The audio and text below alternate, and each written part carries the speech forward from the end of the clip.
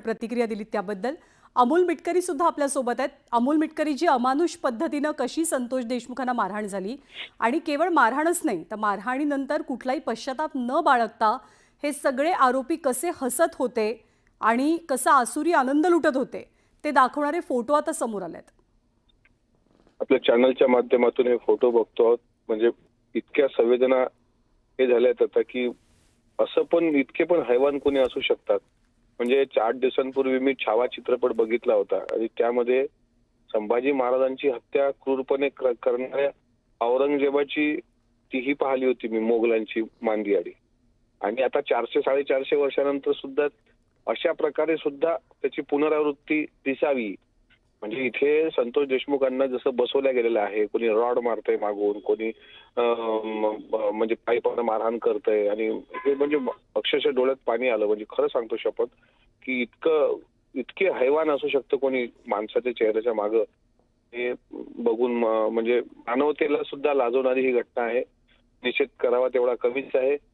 आणि आज हे सगळं समोर आलं, हे फोटो पाहिल्यानंतर साहजिक आहे आपल्या भावना ह्या निशब्द झाल्यात. का बोलणार? इतकं भयंकर म्हणजे हे असंही आहे. माणूस म्हणून ज्याला काळीज आहे ना तो असं करूच शकत नाही. आणि जे खरोखर ज्यांच्यात काळीजच नाही तीच लोक अशा प्रकारचे दुष्कृत्य करू शकतात. आरोपी जे आहेत त्यांनी ते करून तर मोकळे झालेत, पण मरताना ज्या काही यातना त्या सरपंचांना झाल्या असतील किंवा आता त्यांच्या परिवाराला ज्या काही यातना भोगाव्या लागतात ना, हे मी तर सांगतो की कोणाच्या भविष्यातही कोणाच्या जीवनात घटना घडून इतक्या प्रकारे क्रूर प्रकारे मारून मानवी संवेदनेला काळीमा फासण्याचं पाप या लोकांनी केलंय. त्याच्यामुळे आम्ही निशब्द आहोत हे पाहून सगळं. संतोष देशमुखांना ज्यांनी अशी अमानुष पद्धतीनं मारहाण केली, त्यांची हत्या केली, त्यातला एक आरोपी 2.5 महिने उलटून सुद्धा आपल्या व्यवस्थेला अजूनही का मिळत नाही? तो कृष्णा आंधळे नावाचा आरोपी आहे. काही लोकांनी असं एक हे लावला होता, कयास लावला होता की तो कुंभमेळ्यात गेला असेल. कुंभमेळा पण आठवत नाही. आता तो एक तर तो कुठं ठार झाला असेल, मेला असेल, त्यांनी आत्महत्या केली असेल, काय जर असेल ते एकदा कळलं तरी पाहिजे महाराष्ट्राला. कारण मला वाटत नाही तो अस्तित्वात असावा. कारण इतके दिवस पोलिसांच्या नजरेतून तो लपू शकत नाही. हे प्रकरण फार संवेदनशील आहे. मुख्यमंत्र्यांनी, उपमुख्यमंत्री अजितदादांनी सर्वांनी याच्यात लक्ष घातलं. त्याच्यामुळे मला असं वाटतं की तो आरोपी जो सापडत नाहीये ना, तो फरार तर नसावा. फरार असता आणि तो असता हयात कदाचित तर आतापर्यंत लागला असता, पण तो गेलाय कुठं? काय भूतानी तर खाऊन नाही घेतलं त्याला किंवा तो पाताळात तर गेला नाही. पण तो आरोपी सापडणं खूप महत्वाचं आहे. कारण आणखी धागेदोरे की आणखी काय, मागच्या वेळेस अधिवेशनाच्या कामकाजामध्ये खूप क्रूरपणे मारल्याचे अनेक लोकांनी त्या ठिकाणी सांगितलं. अगदी त्यांना रक्त गोठेपर्यंत मारलं. म्हणजे हे फार बोला वाटत नाही. हे पाहून इतकं विचित्र आहे, भयंकर आहे सगळं. तो सापडला पाहिजे, पण तो कुठे गेलाय कृष्णा आंधळे? त्याला कोण खाऊन गेलाय? आकाश पाताळ स्वर्ग. हे एकदा सरकार, आता त्यावर SIT बसवलेली आहे, चौकशा सुरू आहेत. तो नक्की कुठे गेलाय नाही सांगू शकत आपण. कृष्णा आंधळे का सापडत नाही हा तर एक महत्त्वाचा मोठा प्रश्न आहे. पण सरकारसाठी या प्रकरणामध्ये अजून एक अडचणीचा प्रश्न बनलाय, अजून एक अडचणीचा मुद्दा बनलाय, तो म्हणजे धनंजय मुंडेंचा राजीनामा. हे फोटो समोर आल्याच्या नंतर मनोज जरांगेंपासून सरसकट सगळ्यांनी मागणी केली आहे की आता बस झालं, आता पुरे झालं, धनंजय मुंडेंचा राजीनामा घ्या. यावर राज्याच्या मुख्यमंत्र्यांनी अत्यंत जबाबदारीने भाष्य करताना सांगितलेलं आहे की ज्या दिवशी दोषारोप सिद्ध होईल, तो वाल्मिक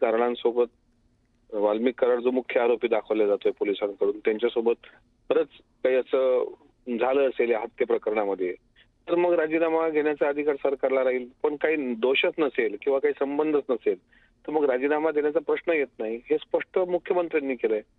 त्याच्यामुळे त्याच्यावर आम्ही काय बोलणार? राज्याचे प्रमुख म्हणून ते बोललेत ना, ते त्यांनी स्पष्ट केलंय. विरोधक या प्रकरणी सातत्यानं नैतिकतेचा मुद्दा मध्ये आणतात आणि नैतिकतेच्या मुद्द्यावरनं राजीनाम्याची मागणी करतात. याआधी सुद्धा महाराष्ट्रानं पाहिलंय की बड्या नेत्यांनी जबाबदारी स्वीकारून नैतिकतेच्या मुद्द्यावर राजीनामे दिलेत आणि विरोधकांना सुद्धा मुंडेंचा राजीनामा, धनंजय मुंडेंचा राजीनामा हा त्याच मुद्द्यावरनं हवाय.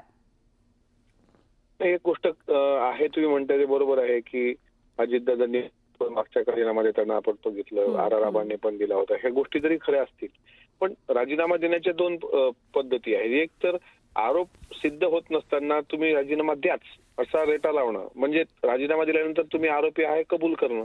आता आरोपींशी काही संबंध आहेत का, तर वाल्मिक कराडांचे सर्वांसोबतच फोटो होते. अगदी देवेंद्र फडणवीस साहेबांसोबत फोटो, पवार साहेबांसोबत, साहेबांसोबत, सर्वांसोबत सोबत होते, याचा फोटो होते. याचा अर्थ हे सर्वच दोषी असतात फोटो असणाऱ्यांसोबत, असं होत नाही. पण जर काही दोषच नसेल तर राजीनामा पण का द्यावा, ही पण एक गोष्ट आहे ना.